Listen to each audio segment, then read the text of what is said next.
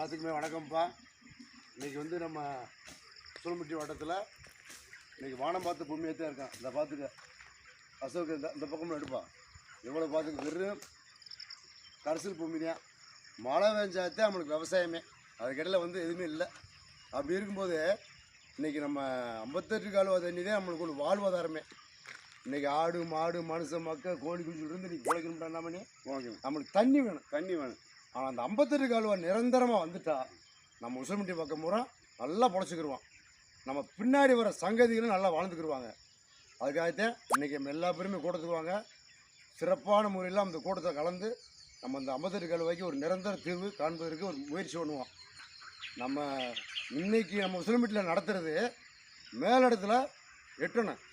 இதில் வந்து நான் ஒரு சங்கமாக இருக்கேன், விவசாயம் நான் ஒரு சங்கமாக இருக்கேன், இன்னொரு சங்கம் இதெல்லாம் பாகுபாடு வேணாம். எல்லா சங்கமும் கலந்துக்குங்க.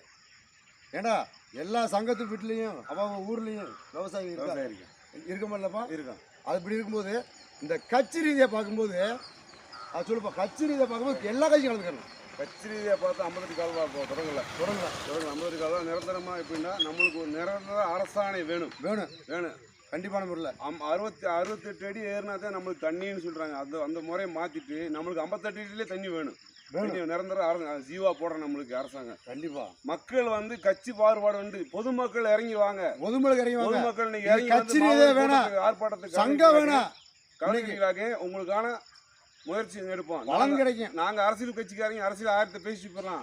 பொதுமக்கள் இறங்கிட்டு வாங்க. பொதுமக்கள் கூட்டத்துக்கு வந்தா பொதுமக்கள் வந்தாதான் ஜெயிக்க முடியும். அரசாங்கத்துக்கு என்னன்றது காட்ட முடியும். ஆமா, இல்லாம வச்சுக்கிட்டு ஓட முடியாது.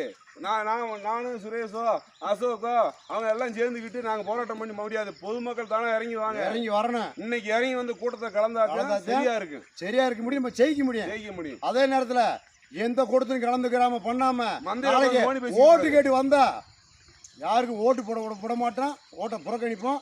ரெண்டாவது வந்து யார் ஓட்டு கேட்டு வந்தாலும் நாங்கள் மறிப்போம். இன்னைக்கு சங்கத்தில் கலந்துக்கிறேன். எந்த கட்சி பாகுபாடு கலக்கணும், எந்த விவசாய சங்கமாக இருந்தாலும் கலந்துக்கிறேன். இதில் நான் பிரிவு அவர் முன்னேற போறாரு, நான் பின்னாடி போறேன்ற வேலை இருக்கக்கூடாது. பொதுமக்கள் அனைவரும் திரண்டு வாங்க.